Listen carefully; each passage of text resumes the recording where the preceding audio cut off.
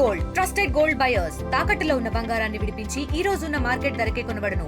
మరిన్ని వివరాలకు సంప్రదించండి 7710777020. Welcome to RTV.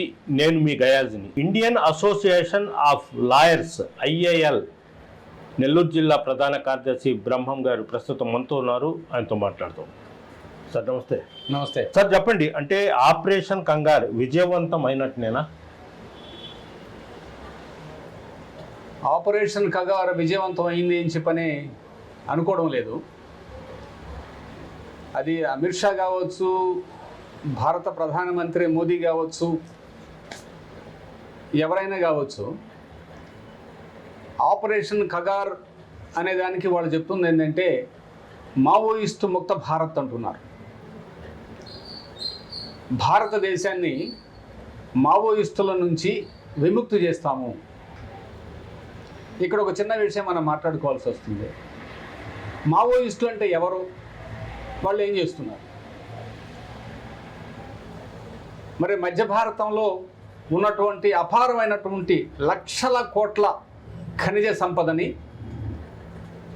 ఈ దేశ పెట్టుబడిదారులు కానీ విదేశీ పెట్టుబడిదారులు కానీ తరలించుకుపోవడాన్ని అక్కడ ఉన్నటువంటి ఆదివాసీలు వ్యతిరేకిస్తున్నారు. అది ఇప్పుడు వ్యతిరేకించడం కాదు. రవి అస్తమించని బ్రిటిష్ సామ్రాజ్యవాదులు ఎవరైతే ఈ దేశాన్ని పరిపాలన చేశారో దాదాపు 100 సంవత్సరాల పాటు, అప్పుడు కూడా ఆదివాసీలు, కొమరం భీం, ఆ తర్వాత అనేక మంది ఆదివాసీ నాయకులు బ్రిటిష్ వాళ్ళకి వ్యతిరేకంగా పోట్లాడారు అటవీ సంపదను రక్షించుకునేదానికే. కాబట్టి 1947 తర్వాత వి ది పీపుల్ ఆఫ్ ఇండియా అని మనం రాసుకున్నటువంటి రాజ్యాంగంలో 5వ షెడ్యూలు 6వ షెడ్యూలు మనం పెట్టుకున్నాం. ఆదివాసీ ప్రాంతాల్లో సర్వ హక్కులు ఆదివాసీలవే. దాన్ని సూపర్వైజ్ చేసే బాధ్యత ప్రెసిడెంట్ ఆఫ్ ఇండియాకి అప్పగించడం జరిగింది. గ్రామ సభ అనుమతి లేకుండా అక్కడ ఏమీ చేయడానికి వీల్లేదు. ఇన్నేళ్ల తర్వాత భారత రాజ్యాంగానికి కాలం చెల్లిపోయి పేరుకు మాత్రమే భారత రాజ్యాంగం ఉన్నది, అమల్లో భారత రాజ్యాంగం లేదు. ఏ ఆదివాసీలైతే లక్షల కోట్ల విలువైనటువంటి సంపదని ఇప్పటివరకు రక్షిస్తూ వచ్చారో, ఏ ఆదివాసీలకైతే మావోయిస్టులు అండగా ఉన్నారో వాళ్ళ మీద లక్షలాది సైనిక బలగాలతోటి వాళ్ళ నుంచి భారతదేశాన్ని విముక్తి చేస్తాము అని భారత పాలక వర్గాలు చెప్తున్నాయి. కాబట్టి సమస్య ఏముంది ఇక్కడ? భారత ప్రజానీకానికి అందరికీ సంబంధించినటువంటి సంపదని కొద్దిమంది తరలించుకుపోవడాన్ని ఆదివాసీలు వ్యతిరేకిస్తున్నారు. రేపో మాపో ప్రజలు కూడా వ్యతిరేకిస్తారు. ప్రజలకు అర్థం కావట్లేదు. అదేదో ఆదివాసీల సమస్య అనుకుంటున్నారు. అది ఆదివాసీల సమస్య ఏమాత్రమో కాదు, మన అందరి సంపద. అది భారత ప్రజానీకం యొక్క సంపద. State is the custodian. భారత ప్రభుత్వము ఏడున్నటువంటి సహజ సంపదకి కస్టోడియన్ మాత్రమే.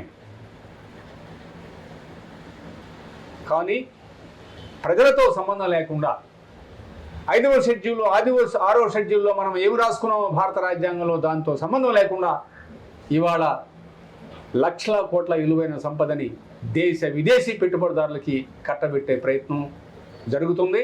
దాన్ని వాళ్ళు వ్యతిరేకిస్తున్నారు. కాబట్టి ఆపరేషన్ ప్రహార్, గ్రీన్ హంట్, ఇవాళ ఆపరేషన్ కగార్ పేరుతోటి వాళ్ళందరినీ హతమార్చి ఈ సంపదని దేశ విదేశీ పెట్టుబడిదారులకి కట్టబెట్టడమే కగార్ లక్ష్యం. సార్ ఒకటి అంటే హోమ్ మినిస్టర్ అమిత్ షా, అదిగాక 2 రోజుల కిందట కర్నూలుకు వచ్చిన ప్రధాని సైతం చెప్పారు 2026 మార్చి కల్లా మావోయిస్ట్ రహిత దేశంగా మారుస్తామని పదే చెప్తున్నారు. అది సాధ్యమవుతుంది? అది సాధ్యం కాదు. ఎందుకనంటే ఈ దేశంలో ప్రజల సమస్యలను మావోయిస్టు పార్టీ పరిష్కారం చేస్తుందా, లేకపోతే ఇంకే పార్టీ అన్నా పరిష్కారం చేస్తుందా, అది వేరే సంగతి. కానీ ఫలానా పార్టీ ఈ దేశ సమస్యలను పరిష్కారం చేస్తుందని చెప్పలేము. కానీ ఖచ్చితంగా ఈ దేశంలో సమస్యలు ఉన్నంత వరకు ఈ దేశంలో పేదరికం ఉన్నంత వరకు, ఈ దేశంలో కుల వివక్షత ఉన్నంత వరకు, ఈ దేశంలో అసమానతలు ఉన్నంత వరకు, ఈ దేశంలో నిరుద్యోగ సమస్య ఉన్నంత వరకు, ఈ దేశంలో ప్రజాస్వామ్యం లేకుండా పోయినంత వరకు ఖచ్చితంగా ప్రజా ఉద్యమాలు, విప్లవ ఉద్యమాలు, మావోయిస్టు పార్టీలు ఖచ్చితంగా ఉంటాయి. దాన్ని లేకుండా చేయడం అని చెప్పంటే ఈ దేశంలో ఇంతకుముందు నేను చెప్పినటువంటి అన్నీ లేకుండా పోవాలా. కుల వివక్షత లేకుండా పోవాలా, నిరుద్యోగ సమస్య లేకుండా పోవాలా, పేదరికం లేకుండా పోవాలా, కష్టాలు కన్నీళ్లు లేకుండా పోవాలా, ఈ దేశంలో ప్రజాస్వామ్యం పరిడి వెళ్ళాలా, రాజ్యాంగం ప్రసాదించినటువంటి హక్కులకి గ్యారంటీ ఉండాలా. ఇవన్నీ ఉన్నప్పుడు సాధ్యమైంది. ఇవన్నీ చేయటం అనేది వాళ్ళ భారత పాలక వర్గాలకి సాధ్యమయ్యే పనే కాదు. కాబట్టి మావోయిస్టులు కానీ వేరే వాళ్ళు కానీ ఖచ్చితంగా వాళ్ళని భారతదేశంలో లేకుండా చేయడం అనేది అది సాధ్యము కాని పని. సార్, ఒక పక్క పెద్ద ఎత్తున ఎన్కౌంటర్ జరుగుతున్నాయి, మరో పక్క మావోయిస్టులు లొంగిపోతున్నాయి. మావోయిస్టు ఈ సంస్థల్లో భిన్నాభిప్రాయాలు వస్తున్నాయి. ఎలా చూడాలా, ఎలా అర్థం చేసుకోవాలి? ఇవాళ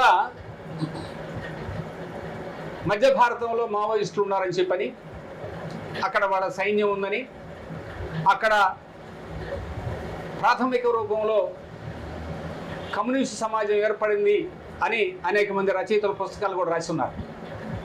కాబట్టి ఆ న్యూక్లియస్ అనేది అక్కడ ఉండడానికి వెళ్ళలేదు అని లక్షలాది మంది సైనిక బలగాలతోటి ఆకాశ మార్గం నుండి కూంబింగ్ ఆపరేషన్స్ ద్వారా బాంబింగ్ చేసి ఇవాళ ఆదివాసీలు కనుక్కున్నటువంటి మావోయిస్టుల్ని హతమారుస్తున్నారు. ఈ నిర్బంధం ఎప్పుడైతే అప్రతిహతంగా కొనసాగుతూ ఉందో సహజంగానే ఆ మావోయిస్టు పార్టీ శిబిరంలో ప్రాణం ఇచ్చేవాళ్ళు ఉంటారు, ప్రాణాన్ని రక్షించుకుందామని బయటకు వచ్చేవాళ్ళు ఉంటారు. సహజంగానే అవి జరుగుతాయి. ఎందుకనంటే ఒక్కసారి చరిత్ర గమనాన్ని గనక చూసే పని అయితే, నక్సల్బరీ ఉద్యమం ఎక్కడనో పశ్చిమ బెంగాల్లో నక్సల్బరీ అనే ఊరు కుగ్రామం, అక్కడ రైతాంగం తిరుగుబాటు చేసింది. ఆ తిరుగుబాటుని ఆనాటి ప్రభుత్వాలు, హరే కృష్ణ కోనార్ నేతృత్వంలో ఉన్నటువంటి బెంగాల్ ప్రభుత్వం నిర్దాక్ష్యంగా అణచివేసింది. ఆడెవరూ లేరు. 69వ సంవత్సరంలో శ్రీకాకుళంలో పెద్ద ఎత్తున గిరిజనోద్యమం ముందుకు వచ్చింది. వెంపటాపు సత్యం, ఆదిభట్ల కైలాసం, చాగంటి భాస్కర్రావు, పంచాయతీ నిర్మల, దేవినేని మల్లికార్జునుడు, మన నెల్లూరు జిల్లా నుంచి ఇంజనీరింగ్ చదువుతున్నటువంటి రాజారామరెడ్డి, ఇట్లా అనేక మంది మరి మైదాన ప్రాంతం నుంచి కూడా ఏజెన్సీ ప్రాంతానికి వెళ్ళి అక్కడ తుపాకీ గుళ్ళకి బలైపోయినారు. శ్రీకాకుళం ఉద్యమం యొక్క నాయకత్వం ఏమాత్రం మిగిలిలేదు. చరిత్ర చూసినప్పుడు ఈ విషయాలు మనకు అర్థమవుతాయి. చౌదరి తేజేశ్వరరావు అక్కడు ఆనాడు ప్రభుత్వానికి లొంగిపోయినాడు, మిగిలిన వాళ్ళు మొత్తాన్ని కూడా ప్రభుత్వం కాల్చివేసింది. కాబట్టి శ్రీకాకుళం ఉద్యమం ఏమీ లేదనుకున్నాం, అయిపోయింది. చరిత్ర చెప్తున్న సాక్ష్యం ఇదంతా కూడా. కానీ తిరిగి మళ్ళీ 78, 79లో సిరిసిల్ల, జగిత్యాల, కరీంనగర్, ఆదిలాబాద్లో శ్రీకాకుళం ఉద్యమం గిరిజనోద్యమం కంటే చాలా ఎక్కువ స్థాయిలో పెద్ద ఎత్తున ఉద్యమాలు వచ్చిన సంగతి మీ అందరికి కూడా తెలుసు. ఒక రకంగా ఆంధ్ర రాష్ట్రాన్ని ఒక కుదిపేసినటువంటి ఉద్యమం అది. రాడికల్ విద్యార్థి సంఘం, రాడికల్ విజన సంఘం, రైతు కూలి సంఘం, జననాట్య మండలి, అదిగో గద్దర్ ఫోటో ఉంది అక్కడ. మరి వీళ్ళందరూ ఎక్కడి నుంచి వచ్చారు? సిరిసిల్ల, జగిత్యాల, కరీంనగర్, హైదరాబాద్, వరంగల్ రైతాంగ ఉద్యమాల నుంచి వచ్చినటువంటి వారు. వాళ్ళే ఇవాళ మావోయిస్టు పార్టీ అనబడే పార్టీలో కేంద్ర స్థానంలో ఉన్నారు, రాష్ట్ర కమిటీల్లో ఉన్నారు, రకరకాల కమిటీల్లో ఉన్నారు. ఇవాళ వాళ్ళందరినీ కూడా హతమార్చడం జరుగుతూ ఉంది. ప్రాణాలు దక్కించుకుందామని చెప్పి అనుకునేవాళ్ళు బయటకు వచ్చారు, లొంగిపోయారు. మనం టీవీలో చూసాం కూడా. మరి ఇవాళ ఈ ఉద్యమాన్ని కూడా నక్సల్బరీ ఉద్యమం లాగానే, శ్రీకాకుళం గిరిజన ఉద్యమం లాగానే ఈ ఉద్యమాన్ని కూడా బహుశా అణిచివేయవచ్చు. అయితే తిరిగి మళ్ళీ చరిత్ర చెప్తున్నటువంటి విషయం ఏంటంటే, ఇంతకంటే ఎక్కువగా తిరిగి మళ్ళీ ఉద్యమాలు ఉద్భవిస్తాయి. అది చరిత్ర చెప్తున్నటువంటి విషయము. మరి ఉద్యమాలు ఎందుకు ఉద్భవిస్తాయంటే దేశంలో నానాటికి సమస్యలు పెరుగుతూ ఉన్నాయి. ఇలా అక్షరాస్యత చదువుకుందామంటే ఇవాళ కార్పొరేట్ స్కూల్, గవర్నమెంట్ స్కూళ్ళు నామమాత్రంగా మిగిలిపోయినాయి. యూనివర్సిటీల్లో ఉద్యోగాలు లేవు. యూనివర్సిటీల కానించి గవర్నమెంట్ జూనియర్ కాలేజీల దాకా కాంట్రాక్ట్ బేసిస్ ఉద్యోగాలు తప్పితే పర్మనెంట్ ఉద్యోగాలు లేవు. ఏ డిపార్ట్మెంట్లో అయినా కానీ అవుట్ సోర్సింగ్ ఉద్యోగాలు తప్పితే పర్మనెంట్ ఉద్యోగాలు లేవు. ఇవాళ మరి ఏఐ కారణంగా ఇవాళ కొన్ని సాఫ్ట్వేర్ కంపెనీలు వేలాది మంది ఉద్యోగస్తులను తొలగించేస్తూ ఉన్నాయి.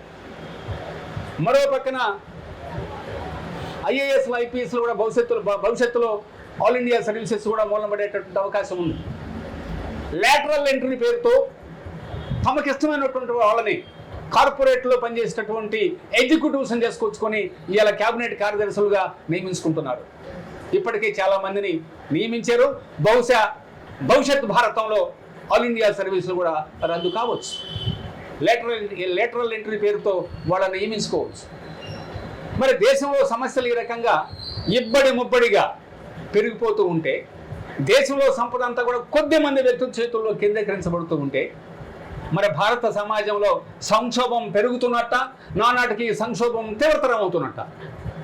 ఇవి కాకుండా మత వైషమ్యాలు, ఒక మతాన్ని టార్గెట్ చేసుకోవడం, వాళ్ళ మీద దాడులు చేయడం, వాళ్ళ హక్కులు హరించి వేయడం, ఇవన్నీ కూడా జరుగుతూ ఉన్నాయి. కాబట్టి సమస్యల సుడిగుండంలోకి భారత సమాజాన్ని నిర్దాక్షిణ్యంగా నెట్టివేస్తా ఉద్యమాలు లేకుండా చేస్తామంటే ఎలా సాధ్యమైంది? అది చరిత్ర ఫక్కున నవ్వుకుంటుంది. ఒకటి, ఇప్పుడు మేధావులు, కొంతమంది మేధావులు చెప్పడం, మాజీ మావోయిస్టులు సైతం విప్లవకారులకు చెప్పడం ఏంటంటే, శాంతి చర్చలకు ఎప్పుడైతే శాంతి ప్రభుత్వానికి కోరారో అప్పుడే పార్టీ బలహీన పడింది అనే భావన వాళ్ళు కలిగింది. దానివల్లే ఈ ఎన్కౌంటర్లు ఇవన్నీ జరుగుతున్నాయి, లొంగుబాట్లు మొత్తం. అంటే చరిత్ర చెప్పేది ఏంటంటే, మనం ప్రపంచ చరిత్రను పరిశీలన చేస్తే ప్యారిస్ కమ్యూన్ మన కళ్ళ ముందు ఉంది, రష్యన్ రెవల్యూషన్ 1917 రెవల్యూషన్ మన కళ్ళ ముందు ఉంది, చైనా రెవల్యూషన్ మన కళ్ళ ముందు ఉంది, 1948 చైనా రెవల్యూషన్ మన కళ్ళ ముందు ఉంది. ఈ చరిత్ర అంతా చెప్పేది ఏంటంటే, విప్లవోద్యమంలో ఒక అడుగు ముందుకి 2 అడుగులు వెనక్కి, విప్లవోద్యమంలో అనుకూల పరిస్థితులు, నిర్బంధం ఎక్కువ కావడం, నిర్బంధ కాలంలో ఉద్యమం కొంచెం వెనకపట్టు పట్టడం, తిరిగి మళ్ళీ పుంజుకోవడం, ఇవన్నీ చరిత్ర గమనంలో జరుగుతున్నటువంటి విషయాలే. అంటే దాన్ని బలహీన పడింది అనుకోకూడదు అంటారు. బలహీన పడిందని చెప్పి అనుకోలేం. ఇప్పుడు ఇంతకుముందు మనం చెప్పుకున్నట్టు నక్సలబరి ఉద్యమం బలహీన పడిపోయింది అనుకున్నాం బెంగాల్లో. మరి శ్రీకాకుళం ఎందుకు వచ్చింది? శ్రీకాకుళం ఉద్యమం లీడర్షిప్ మొత్తాన్ని హతమార్చడం జరిగింది కాబట్టి ఇంకా ఏమీ లేదని చెప్పి అనుకున్నాం. కరీంనగర్, ఆదిలాబాద్, సిరిసిల్ల, జగిత్యాల ఎందుకు వచ్చినాయి? వాటిని కూడా కల్లోలిత ప్రాంతాల చట్టాలు తీసుకొచ్చి ప్రజా సంఘాలని నిషేధించి, పార్టీని నిషేధించి కంట్రోల్ చేయాలనుకున్నారు. ఏమైపోయింది? అది దండకారణ్యానికి విస్తరించింది. దండకారణ్యంతో పాటుగా 16 రాష్ట్రాలకి విస్తరించింది. ఇవాళ మనం అనుకుంటున్నాం మావోయిస్టు పార్టీని నిర్మూలన చేస్తున్నారు, ఇక్కడ ఏమీ లేకుండా చేస్తున్నారు అని చెప్పి అనుకుంటున్నాం. కానీ నిన్న మొన్న నేను సోషల్ మీడియాలో చూశాను, జమ్మూ కాశ్మీర్లో ఉన్నటువంటి ఒక బలీయమైనటువంటి విద్యార్థి సంఘం మావోయిస్టు పార్టీకి మద్దతు తెలుపుతా, మావోయిస్టు పార్టీ మీద జరిగే దాడులను ఖండిస్తూ వాళ్ళకి మా పూర్తి మద్దతు ఉంటుంది అని చెప్పని బాహాటంగా ప్రకటన చేసింది. దీన్ని ఏమనుకుందాం? ఉద్యమాలు వెనక పట్టొచ్చు, తిరిగి మళ్ళీ ఊవెత్తిన ఉద్యమాలు లేస్తాయి. బడా క్యాడర్ వాళ్ళు కదా. నిన్న మొన్న ఒక లీడరు, ఆయనతో పాటు సుమారు 200 మంది మావోయిస్టులు మొత్తం లొంగిపోయారు. ఇవన్నిటిని చూస్తుంటే పార్టీ బలహీన పడిపోతుంది, పార్టీ నిజంగా 2026 మార్చి కల్లా పూర్తిగా కనుమరుగైపోతుంది అనేది ఒక భావన అయితే కనిపిస్తుంది. అంటే దాదాపు విప్లవాన్ని కోరుకునేటటువంటి జనంలో రకరకాల చర్చలు జరుగుతున్నాయి. అయితే ఇలాంటి చర్చలు వచ్చినప్పుడు ఒక్కసారి మనం చరిత్రను పరిశీలన చేయాల్సి ఉంటుంది. రష్యన్ రెవల్యూషన్లో కానీ చైనీస్ రెవల్యూషన్లో కానీ చరిత్ర చెబుతుంది ఏంటంటే అక్కడ కూడా సెంట్రల్ కమిటీలో ఉన్నటువంటి సభ్యుల్లో కూడా ఆనాటి ప్రభుత్వాలు ఏజెంట్లు ఉన్నారు. మనకి రష్యన్ రెవల్యూషన్ చరిత్ర చూస్తే తెలుస్తుంది, చైనీస్ రెవల్యూషన్ చూస్తే చరిత్ర చూస్తే తెలుస్తుంది. సెంట్రల్ కమిటీలో కూడా ఆనాటి పాలక వర్గాల ఏజెంట్లు ఉన్నారు. వాళ్ళు నష్టం చేసే కాడికి నష్టం చేశారు. అయితే విప్లవోద్యమాలకి ఇంక వేరే ఆల్టర్నేటివ్ లేదు, నష్టాలు భరిస్తూ ముందుకు పోవడమే మనకి చరిత్ర చెప్పేటటువంటి విషయాలు ఇవి. కాబట్టి వెనక పట్టు పట్టినట్టు ఉండొచ్చు, వెనక పట్టు పట్టొచ్చు కూడా. అయితే ఈ దేశంలో సమస్యలు ఉన్నంత కాలం ఉద్యమాలు ఉంటాయి. ఈ దేశంలో సంక్షోభం ఎంతగా తీవ్రతరం అవుతూ ఉంటుందో అంతగా విప్లవోద్యమాలు వేళ్ళూనుకుంటూ ఉంటాయి. కాబట్టి ఉద్యమాలనే విప్లవోద్యమాన్ని లేకుండా చేయటం, మావోయిస్టు ముక్త భారత్ అంటే ఈ దేశంలో విప్లవాలు లేకుండా చేయడమే. అది ఏ ఒక్కరి తరము కాదు. ఇప్పుడు ఆదివాసుల ప్రధాన సమస్య మీద పోరాటాలు చేస్తున్నారు. ప్రభుత్వం అడవిలో ఉన్న సంపదని దోచుకోవాలనే కార్పొరేట్ సంస్థలు అయితే ప్లాన్ చేస్తున్నారు. అయితే ప్రభుత్వం ఒక పక్క ఇప్పుడున్న యువతకు మావోయిస్టులను ఒక టెర్రరిస్టులుగా ముద్రేసి టెర్రరిస్టులు వాళ్ళు చంపేస్తారు, కూనికోల ఆ ప్రచారం చేస్తున్నారు. మావోయిస్టు సానుభూతి పరులు కానీ మావోయిస్టులు కానీ అసలు నిజంగా వీళ్ళు ప్రజా సమస్యల కోసం పోరాటం చేస్తున్నారు, ప్రజల కోసము ప్రాణాలు అర్పిస్తున్నారు అనేది ఎందుకు ప్రచారం చేసుకోలేని పరిస్థితిలో ఉంటారు? ఎందుకనంటే ఇవాళ ప్రభుత్వాన్ని నడిపే పెద్దలు, ఎమ్మెల్యేలు కావచ్చు, ఎంపీలు కావచ్చు, ముఖ్యమంత్రులు కావచ్చు, ప్రధానమంత్రి కావచ్చు, భారత రాష్ట్రపతి కావచ్చు, భారత రాజ్యాంగం మీద ప్రమాణం చేసి మేము భారత ప్రజానీకానికి ఒక సురక్షితమైనటువంటి పరిపాలనను మేము అందిస్తాము, చట్టబద్ధమైనటువంటి పరిపాలనని మేము అందిస్తాము అని చెప్పని ప్రమాణం చేస్తున్నారు. కానీ అమల్లో జరుగుతుందేంది? మత ప్రసక్తి లేని లౌకిక రాజ్యం అంది, సెక్యులర్ స్టేట్ మన భారత రాజ్యాంగంలో రాసుకున్నాం. ఇవాళ ప్రధానమంత్రి మోదీ కానీ హోంమంత్రి అమిత్ షా కానీ ఆ రాజ్యాంగం మీద ప్రమాణం చేసి వచ్చిన వాళ్ళే. ఆ రాజ్యాంగ విలువల్ని వీళ్ళు కాపాడుతున్నారా? చట్టబద్ధమైనటువంటి పరిపాలన సాగుతుందా? ఇవాళ మధ్య భారతంలో చట్టబద్ధమైన పరిపాలన సాగుతుందా? గ్రామ సభల అనుమతితోనే అక్కడ మైనింగ్ చేస్తున్నారా? భారతదేశానికి middle India, it is they are the lungs of India. భారతదేశానికి ఊపిరితిత్తులవి. ప్రపంచం మొత్తానికి అమెజాన్ ఫారెస్ట్ ఎట్లయితే ఆక్సిజన్ని ప్రొవైడ్ చేస్తుందో భారతదేశానికి మధ్య భారతంలో ఉన్నటువంటి అడవులు ఆక్సిజన్ సరఫరా చేస్తాయి. వాటిని నిర్దాక్షిణ్యంగా కోట్లాది చెట్లని నిర్మూలన చేయడం జరుగుతూ ఉంది అదానికి మైనింగ్ కోసం. కాబట్టి రూల్ ఆఫ్ లాని ఉల్లంఘించేది మీరు, రాజ్యాంగాన్ని ఉల్లంఘించేది మీరు. ఎవరు టెర్రరిస్టులు ఇక్కడ? రాజ్యాంగం ప్రకారం నడుచుకునే ఆదివాసీలు టెర్రరిస్టులా? వాళ్ళని హతమార్చి ఆ చెట్లు మొత్తాన్ని నరికేసేటువంటి భారత ప్రభుత్వం టెర్రరిస్టా?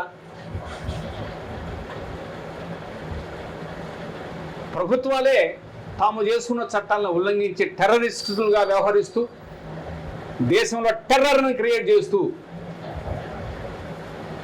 చట్టాల అమలు కోసం, ప్రజాస్వామ్యం కోసం పోట్లాడే వాళ్ళ మీద టెర్రరిస్టు అనే ముద్రేస్తున్నారు. ఎంత దుర్మార్గం ఇది! తరువాత వాళ్ళు ప్రచారం చేసుకోవచ్చు కదా, అయ్యా మేము టెర్రరిస్టులం కాదు, మేము ఈ దేశంలో ఉన్నటువంటి అన్నగారిని జనం కోసం ఉన్నాం, ఎస్సీల కోసం ఉన్నాం, ఎస్టీల కోసం ఉన్నాం, బీసీల కోసం ఉన్నాం, మేము టెర్రరిస్టులం కాదు, మేము ప్రజల కోసం ఉండేవాళ్ళమే, ప్రభుత్వం ఈ రకంగా చెప్తుంది, ఈ మాటలు మీరు నమ్మకండి అని చెప్పేదానికి వాళ్ళకి అవకాశాలు ఎక్కడ ఉన్నాయి? ప్రజా సంఘాలు నిషేధిస్తున్నాయి, పార్టీని నిషేధిస్తున్నాయి. ఆదివాసీలు వాళ్ళ ఆదివాసీ విచార మంచి అనే ఒక సంస్థను పెట్టుకుంటే దాన్ని నిషేధిస్తారు. సిలింగేర్ అనేక ప్రాంతాల్లో మధ్య భారతంలో ఉన్నటువంటి దాదాపు 20-30 ప్రాంతాల్లో గత 2-3 సంవత్సరాలుగా శాంతియుతంగా ఇక్కడ పోలీస్ క్యాంపులు ఎత్తేయండి, మిలిటరీ క్యాంపులు ఎత్తేయండి, భారత రాజ్యాంగాన్ని గౌరవించండి, 5వ షెడ్యూల్ని 6వ షెడ్యూల్ని గౌరవించి ఆదివాసీల హక్కులు కాపాడండి అని శాంతియుతంగా ఆందోళన చేస్తున్నటువంటి ఆదివాసీ విచార మంచిని నిషేధించి ఆ నాయకత్వాన్ని మొత్తాన్ని తీసుకెళ్లి జైల్లో పెట్టున్నాం. ఎవరు టెర్రరిస్టు? కానీ చెప్పుకునే దానికి అవకాశాలు ఎక్కడున్నాయి? శాంతియుతంగా ఆందోళన చేస్తున్నటువంటి మావోయిస్టు పార్టీ, సైన్యం ఉంది, వాళ్ళు ఆయుధాలు తీసుకొని వాళ్ళు విప్లవం చేస్తున్నారు, వాళ్ళ మీద నిషేధం విధించు, సరే అది భారత రాజ్యాంగం ప్రకారం నేను వ్యవహరించాను అంటున్నావు, దాన్ని ఒప్పుకుందాం. ప్రజా సంఘాలు ఏం చేసినాయి? ప్రజా సంఘాలు ఎందుకు నిషేధించారు? రాడికల్ విద్యార్థి సంఘం ఏం చేసింది? యువజన సంఘం ఏం చేసింది? జననాట్య మండలి పాటలు పాడేవాళ్ళు వాళ్ళు ఏం చేశారు? ఎందుకు నిషేధిస్తున్నారు? ఎవరైతే పాటలతో మార్చేస్తారని జనాన్ని. దేశంలో ప్రజాస్వామ్యం ఉంది కదా, పాటలు పాడుకోవచ్చు కదా. నమ్మద్దు బాబు ఓరి కూలన్నా, అయ్యా ఇప్పుడు వీళ్ళందరూ ఎలక్షన్లప్పుడు వచ్చి మీకు రకరకాల వాగ్దానాలు చేస్తున్నారు, మీరు వాటి మాటలు నమ్మబాకండి అని నమ్మద్దు బాబు అని గద్దరు ఒక పాట రాశాడు. ఆ పాటే పల్లెల్లో పాడుకుంటారు, ప్రచారం చేసుకుంటారు. ప్రచారం చేసుకున్న హక్కు నువ్వు ఇవ్వ? రాజ్యాంగం ప్రచారం చేసుకున్న హక్కు ఇవ్వడం లేదా? ఆర్టికల్ 21, ఆర్టికల్ 19, ఆర్టికల్ 20 ఏం చెప్తున్నాయి? వాక్ సభ స్వాతంత్రాలు ఈ దేశంలో ఉన్నాయా లేవా? ఉన్నాయి. మరి ప్రచారం చేసుకునేయండి, ఎందుకు నిషేధించారు వాటిని? కాబట్టి ప్రభుత్వం పెద్ద టెర్రరిస్ట్ అయిపోయి జనం కోసం ఎవరైతే పనిచేస్తున్నారో, జనంలో ఎవరైతే చైతన్యాన్ని తీసుకొస్తున్నారో వాళ్ళని టెర్రరిస్టులను ముద్రేస్తుంది. వాళ్ళు చెప్పుకునే దానికి అవకాశం లేకుండా వాళ్ళ ఆ సంస్థల మొత్తాన్ని కూడా నిషేధానికి గురి చేసింది.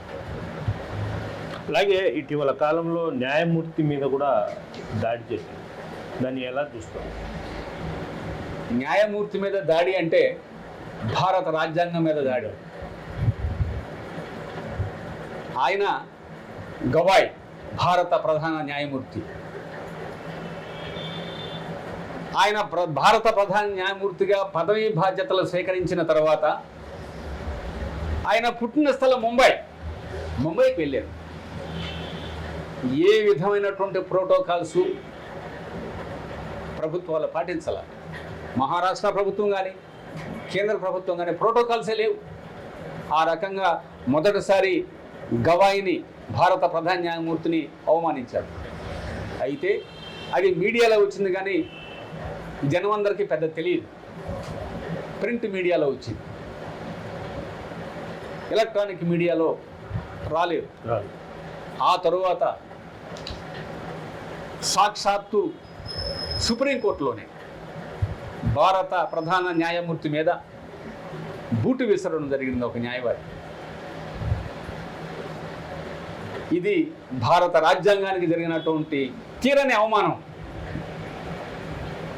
అయితే ప్రధాన న్యాయమూర్తి చాలా హుందాగా వ్యవహరించి ఏం పనిలేదు, కోర్టు ప్రొసీడింగ్స్ జరపండి, అవన్నీ నా నిర్ణయాలను ఏమీ మార్చలేవు అని చాలా హుందాగా సమాధానం చెప్పారు.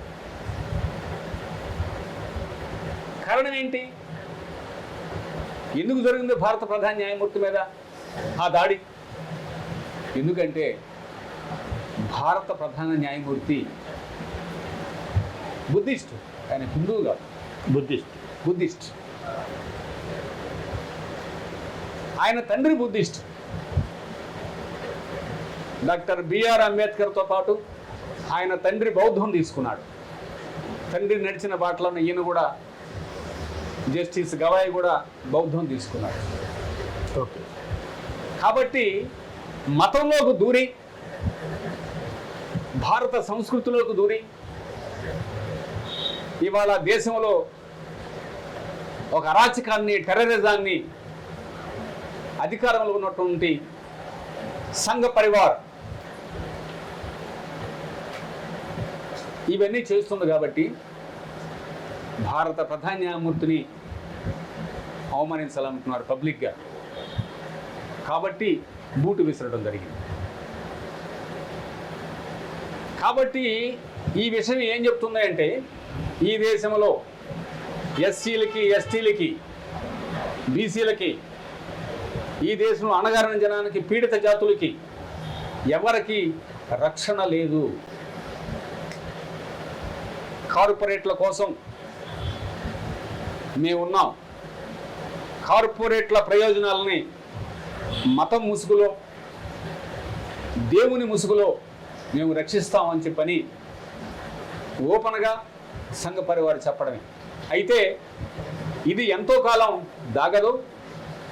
చాలా త్వరితగతినే భారత ప్రజానీకం గుర్తిస్తారు. ఇప్పటికే గుర్తించడం ఒకటి అంటే మనం మన ఆంధ్రప్రదేశ్లోనే చూస్తున్నాం. అంటే గతంలో సోమెస్ల ప్రాజెక్ట్ కట్టేటప్పుడు కూలీల కోసము అప్పట్లో మావోయిస్టు పార్టీ లేదు, నక్సలైట్ అనేది, అదేవిధంగా రాడికల్ ప్రజా సంఘాలకి పోరాటం చేశారు. అదేవిధంగా ఎక్కడైతే ప్రభుత్వానికి సంబంధించిన ఆస్తులు కానీ మొత్తం కాపాడుకుంటూ వచ్చారు. కొండలు తవ్వేటప్పుడు అక్కడ వార్నింగ్లు ఇచ్చేవాళ్ళు, అదేవిధంగా కొన్ని రక్షించేవాళ్ళు కొన్ని ఆస్తుల్ని. అంటే ఈరోజు మనం చూస్తున్నాం, నిద్రలేస్తే గ్రావెల్ అక్రమంగా, ఇసుక అక్రమంగా, అన్ని అక్రమంగా. అంటే ఈ పార్టీ బలహీన పడింది. అడిగే వాళ్ళు లేదు, ప్రశ్నించే వాళ్ళు లేదు, గళం విప్పేవారు లేరు. దానివల్లే ఎక్కువ 100% చేస్తున్నారు అనేది మనం అనుకోవచ్చా? అంటే ఇప్పుడు భారతదేశంలో ఒక దారుణమైన పరిస్థితి ఏంటంటే భారతదేశంలో ఉన్నటువంటి కమ్యూనిస్ట్ పార్టీలు, ఒక కమ్యూనిస్ట్ పార్టీ నుంచి పనవలేదు, కానీ భారతదేశంలో ఉన్నటువంటి కమ్యూనిస్ట్ పార్టీల వైఫల్యమే ప్రజలకు సంబంధించినటువంటి సంపదని, అది ఏదైనా కానీ, అది గ్రామాల దగ్గర నుంచి మొదలుపెట్టుకొని మధ్య భారతంలో మైనింగ్ దాకా కమ్యూనిస్ట్ శక్తులు బలహీనపడ్డాయి. కమ్యూనిస్టు శక్తులు వైఫల్యం, కమ్యూనిస్టు శక్తుల వైఫల్యమే ఇవాళ సంఘ పరివార శక్తులు ఇంతగా బలం పుంజుకొని ఇవాళ మతం పేరుతో, దేవుని పేరుతో జనాన్ని మభ్యపెట్టి కార్పొరేట్లకి వాళ్ళ ప్రయోజనాలు చక్కగా నెరవేర్చేదానికి ఇవాళ వాళ్ళు కంకణం కట్టుకొని ఉన్నారు. ఈ కుట్రని బహిర్గతం చేసేటటువంటి శక్తులు బలహీనంగా ఉన్నాయి. ఏ శక్తులు చేయాలా పని? కమ్యూనిస్ట్ పార్టీ శక్తులు చేయాలా? కమ్యూనిస్ట్ పార్టీ శక్తులు ఘోరంగా వైఫల్యం చెందినాయి. ఆ వైఫల్యం యొక్క రిజల్టే ఇవాళ మనం చూస్తున్నటువంటి ఈ సంపద తరలించుకోవడం కానీ, ప్రభుత్వం టెర్రరిస్ట్గా వ్యవహరించడం కానీ, మానవ హక్కులు మృగ్యమైపోవడం కానీ, ఏ పర్యవసానంగా జరుగుతుంది అంటే కమ్యూనిస్టు శక్తులు బలహీనపడ్డాయి దేశంలో. అయితే ఈ బలహీనపడడం అనేది టెంపరీ మాత్రమే.